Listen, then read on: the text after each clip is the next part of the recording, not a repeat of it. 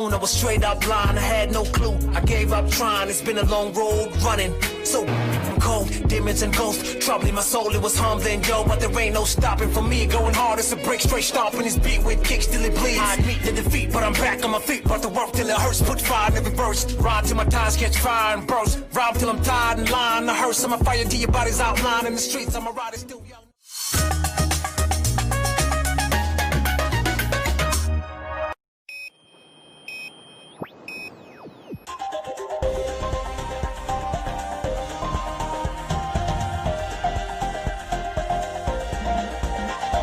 Today on One, your daily dose of local affairs and social media commentary.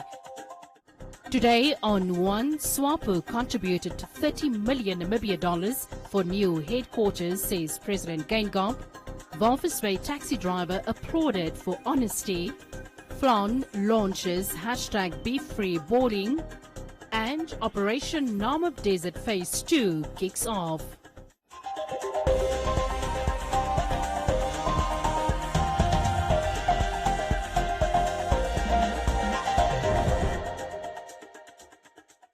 President Hage Geingob, during his recent State of the Nation address, defended the high cost for upgrading the new SWAPO headquarters, which stands at an estimated figure of nearly 1 billion Namibia dollars. According to the head of state, the ruling party, through its various business subsidiaries, independently pumped 30 million Namibia dollars to fund the project. Early this year, the president paid a surprise visit to the Katutura State Hospital to inspect the operations and conditions of the building, which he described as satisfactory, adding that a budget to renovate the 47-year-old building will be allocated. This came after members of the opposition and the public aired their grievances over the nearly 1 billion Namibia dollar tender issued for the upgrading of the new SWAPO headquarters, which is located a few meters away from the Katutura State Hospital. In response to a question posed by the opposition, the head of state justified the development, saying that the ruling party gave a sum of 30 million Namibia dollars to lay the cornerstone of the headquarters. I'm telling you 30 million. I can prove it. I can prove it. You want to come and see, you can see it. When we're doing it, we said 30 million came from the membership. And then to tell you about who is building it. I said actually, no loan from anybody. No loan from anybody. The house is built. SWAPO party companies, registered companies, not illegal. Yeah, you ask, I'm answering now, you go do something else. We know that kind of reasoning, you know. Yeah, truth sometimes hurts. I am saying to go and investigate. It's open books. It's open books. We said no loan from anybody. I said that in a meeting. We must pay. SWAPO party companies must pay. And we took money from there, 400 million, including that one, yes. Yes, with shares there. What's the secret? That's your problem. Who cares? It was also alleged that a Chinese company provided the majority of funding for the SWAPO headquarters, comprising 8 floors. The head of state also responded to a question from the Namibia Economic Freedom Fighters on how the economic expansion of China into Namibia could pose a financial threat in terms of competition for many local business owners in the country. We are having everybody here in this country. And if Chinese are killing our people, as I said, I went to China when I was the Minister of Trade. When I was in North, there was nearly a fight between Namibians and Chinese. And I said, comrades, give me a chance. That's a big power. Let me go and as the Minister of Trade. Your people are not behaving well in our country.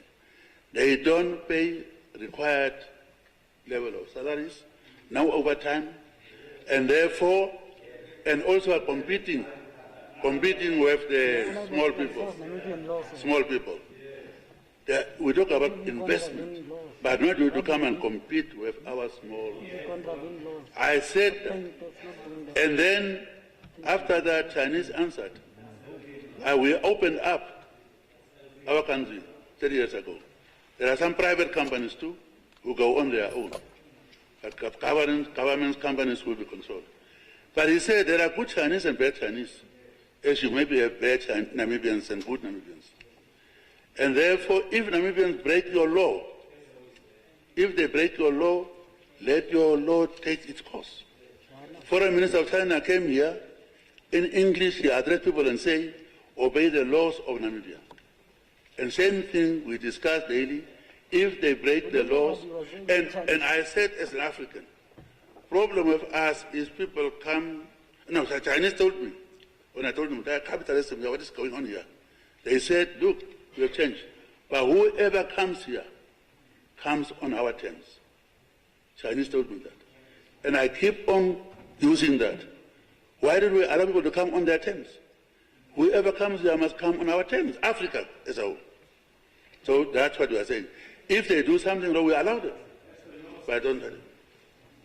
So yes, they must obey our laws. And that is what they know. We told them. Ambassador, that I told them that too. I went to China and said that. Don't compete with our people on this hair and these things. You must invest. Yeah. The president also stated that the decision taken by government under his leadership to cancel the awarding of the controversial tender to upgrade the Hosea Kutako International Airport, which he said was corruptly inflated from 3 billion Namibia dollars to 7 billion Namibia dollars during the procurement process, was a notable achievement in the government's efforts to root out corruption in the country.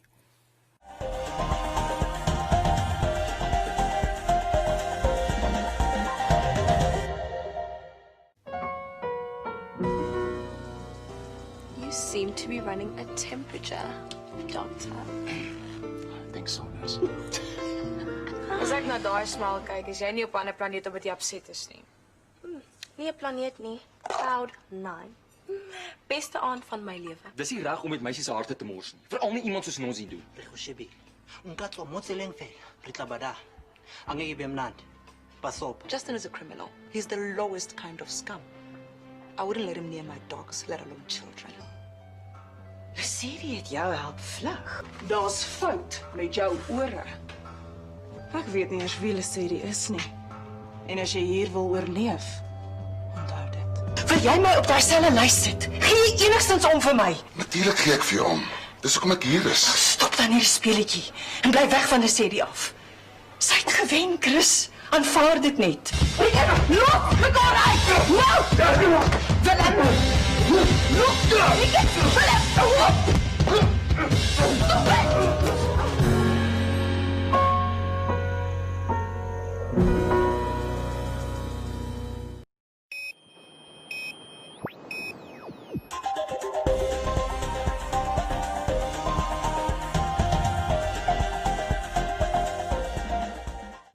A 79-year-old woman at Wolfish Bay was in tears last week Friday as she arrived at the Kusemoon police station to collect money that she had lost in a taxi. Albertina David had lost her purse 2 days earlier, in which she had an amount of 1,100 Namibia dollars. This month's old age grant shall be remembered as a special day for 79-year-old Albertina David from Wolfish Bay. The elderly woman collected her grant from the post office and wanted to deposit it when she discovered that her purse was lost. The heartbroken woman said that she went home in tears, knowing that she is likely not to retrieve her purse again with the cash in it. Friday morning's call from the local police station caught her by surprise when she heard that the taxi driver was looking for her to return what she had lost. Albertina gave the young taxi operator a small fee as a token of appreciation and luck.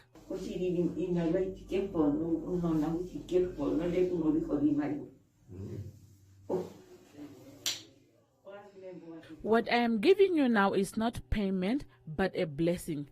May it open your ways. I have never seen something like this before. Let God be with you until you reach my age and beyond, because what you have done is truly a great thing. Continue to do this as you do your daily transportation job, especially towards the elders. I can see that you have been raised in a good home. Silas Mwala urged fellow taxi operators to always do the right thing when they discover lost items in their vehicles. Taxi driver I am appealing to all taxi drivers and members of the community to return things that they found, because it might have a huge impact on the person that lost it. Her granddaughter, who was overjoyed, said it was sad to see her granny cry. She came home, she was very angry, she was crying, and it's very sad seeing an elder crying. It's very painful. I also felt for her, and then I was just very strong for her. And today we got great news that the purse was found, and we're not sure if the money is in. The Nampol unit head of community affairs said such gestures are rare but need to happen more often. Most of the times when people lose their cell phones, items in taxis, when we call that taxi, we will say so many people jumped in a taxi. But fortunately, or in his case, I think these are rare opportunities that we need to encourage, that we should keep up that spirit of caring for each other's ubuntu, you know. I think those are very rare opportunities that need to be applauded. And I really appreciate or applaud him for whatever he did. According to Albertina, she wanted to deposit the money to be used for cultivation on her farm in the north.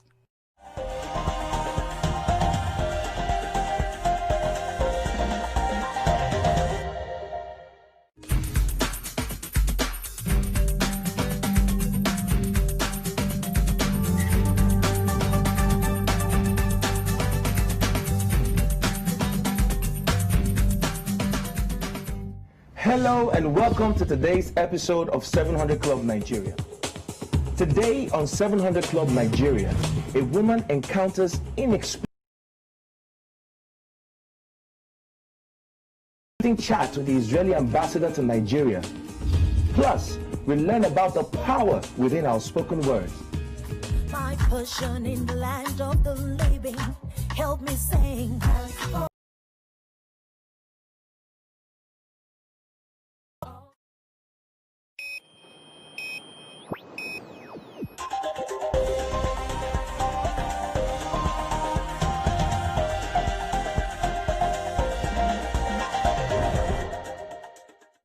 The Office of the First Lady, through its #BeFree movement, has launched the #BeFree Bowling under the theme Sports to Improve Social Outcomes, an initiative aimed at using sports as a tool to improve lives, equip youth with the means to escape poverty, and enhance educational outcomes. The #BeFree Bowling initiative was launched with the objectives of shedding light on the importance of sport activities in communities, identifying gaps and challenges in the youth sporting world, as well as identifying meaningful participation of youth as stakeholders in the process of changing the perception of sports in communities. As a ministry, I think we are a step ahead, because what we have done, the Namibia Sports Commission, that's our state-owned agreement. There's an MOU that exists with NASFAF, and that was done this year in February. Now, what this agreement entails is that the Sports Commission will then do the selection. We advertise it online. So you must meet the criteria that NASFAF requires, but what we have done is that we've requested from the federations to look at their sports people, and then obviously the criteria is applied, and these names are then forwarded to NASFAF to fund within that MOU that we have. And this MOU is so beautiful because it's really just tailor-made for sports. And NASFAF stands ready, and unfortunately, as I'm informed this year, I think we only got 2 applications or so. So again, it's encouraging Namibians to really take that opportunity. Now, the areas of study is we have realized that as a ministry, we still need a lot of sports administrators. We need our own, especially even when it comes to sports medicine. And I'm putting out the challenge out there to you guys. We don't have a sports physician. Currently, we do have, with the arrangement of Cuba, we have a doctor. So what we want to see is we want to see our Namibian, youth taking up this position. That's why we have this agreement with NASFAF.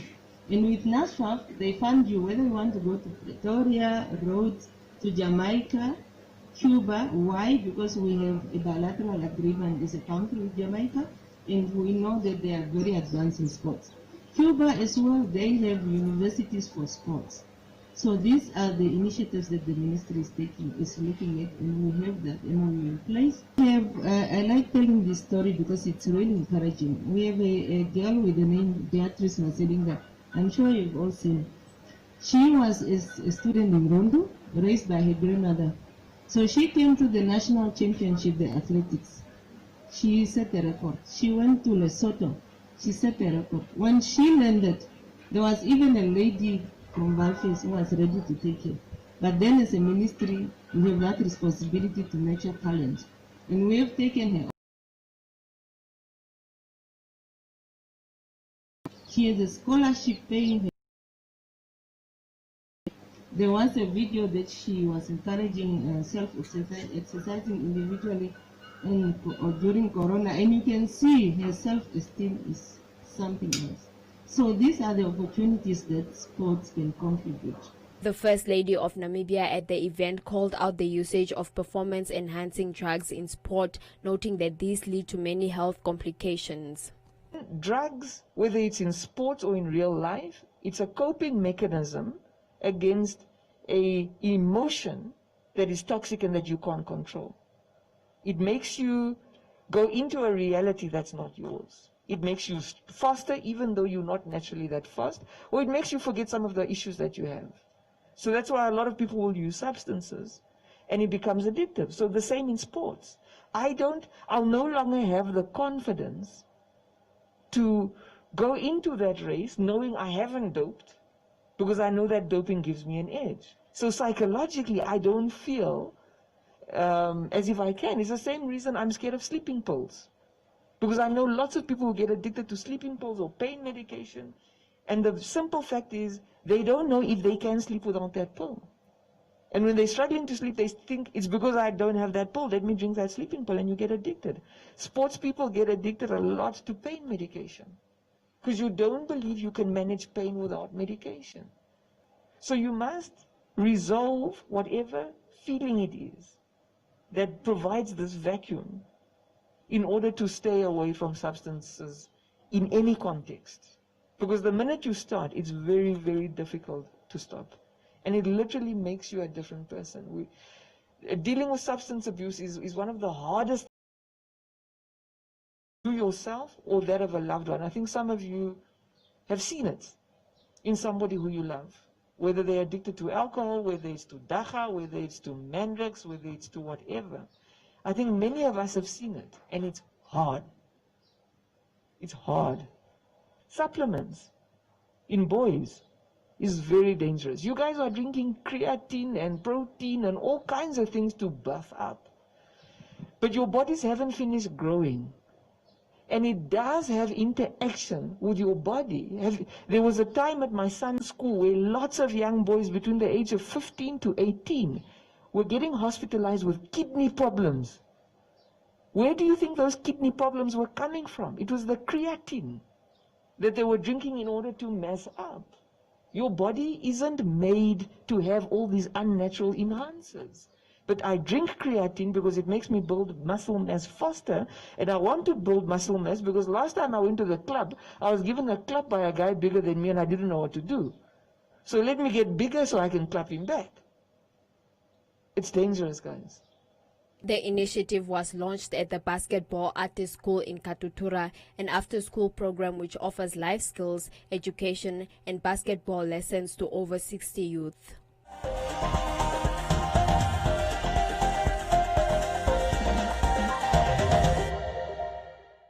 From Cape to Cairo, Accra to Antananarivo, there are millions of people just like you trying to make a living to make money. And there's no magic way to get rich quick, unless you're Aliko Dangote. You're not Aliko Dangote, are you? No? Well, perhaps we can help you get a little further along the way. With BBC reporters all over Africa, we find the stories, the successes, and the startups that will help you make the most of your money. This is Smart Money.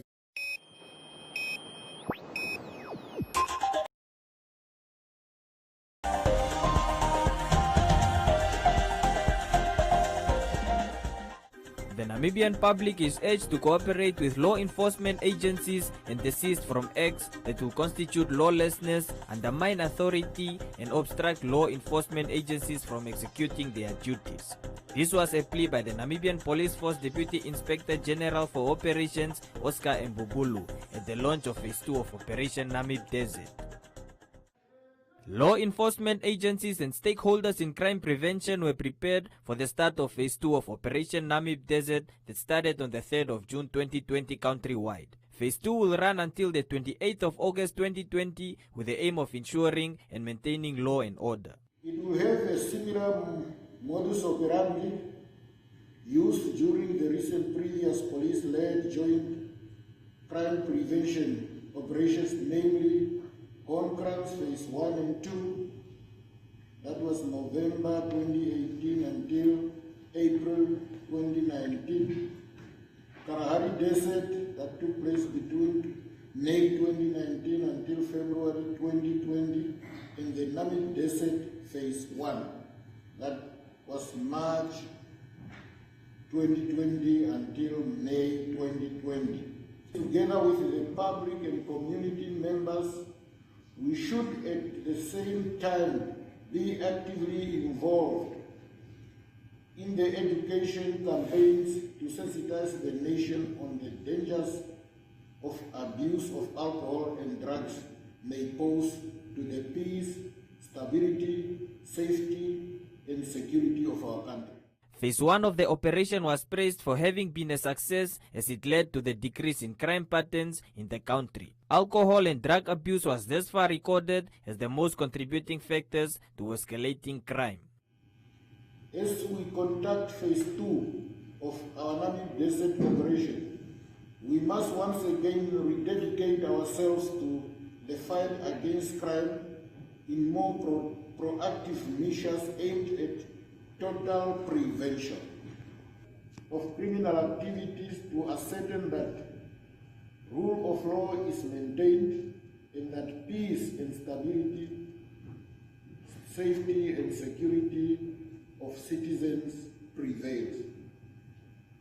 It goes without saying that a peaceful and stable environment will inter alia attract investors, boost tourism, industry, and thus contribute to the economic development of our country.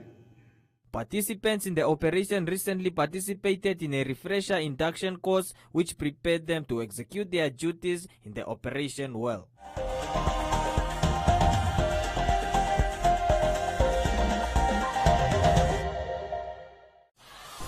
Welcome to Sport Africa. The BBC's new weekly show will explore the big sporting issues and questions, like why Africans aren't winning medals in the pool. I just think it's their mindset. Meeting established and rising stars. I could be the Nigerian first Grand Slam winner. And at the heart of it will be you, the fans, with your passion, your opinions, your stories, and even tests of your sporting knowledge. Go beyond the game with BBC Sport Africa.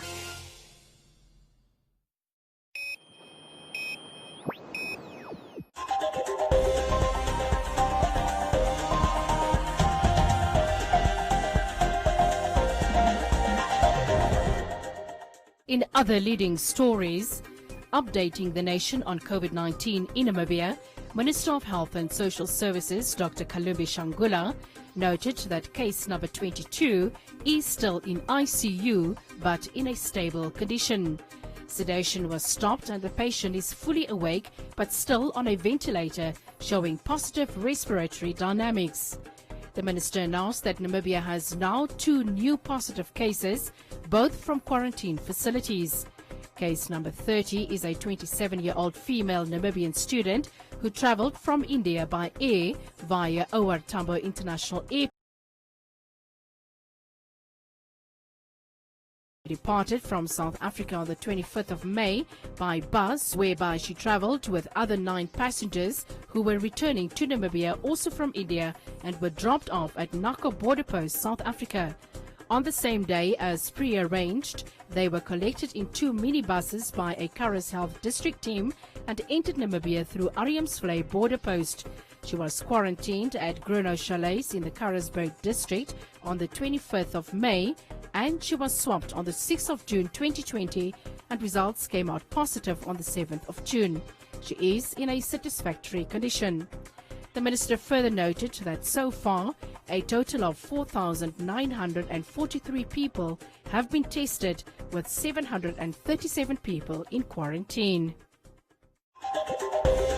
Welcome to Comments Corner, your daily dose of local comments from the hottest social media pages.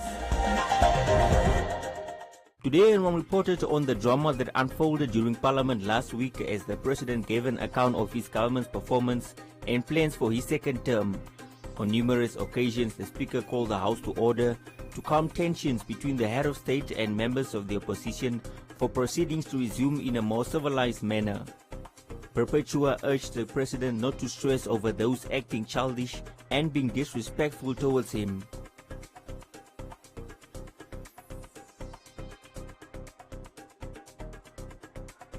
Pedro said respect is all that is needed, as is the practice in any house where there are elders.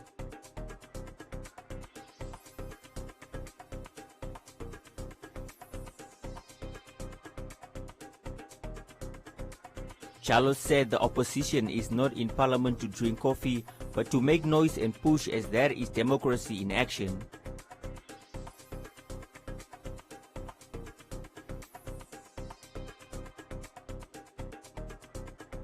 Kayangeli asked why the Speaker of the National Assembly was not in control of the situation.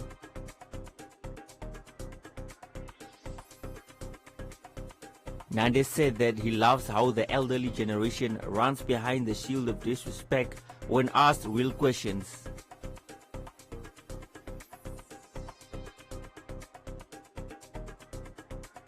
Nacho asked if this means the fourth commandment in the Bible does not apply in politics.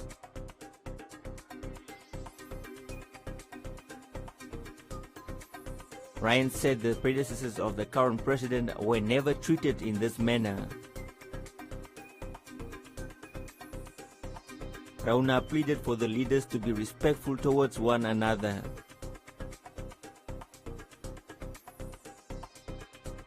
David said Swarbo is imitating what Julius Malema is doing in South Africa and urged him to respect the president.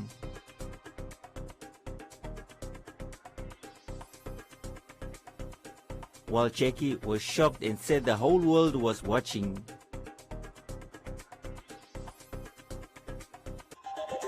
And that is all from Comments Corner. Be sure to post your comments on our social media pages for broadcast every day only on Today and One.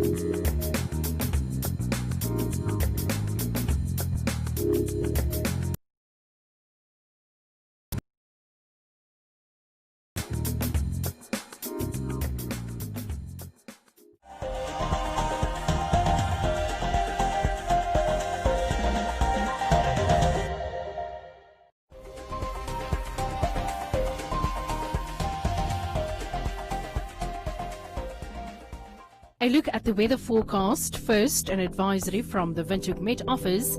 Showers and thunder showers are expected from Wednesday in the Karas region. Near freezing temperatures are expected in the Karas and Hartbeespoort regions on Wednesday and Thursday. The Namibia interior partly cloudy and warm in the south and cloudy and warm to hot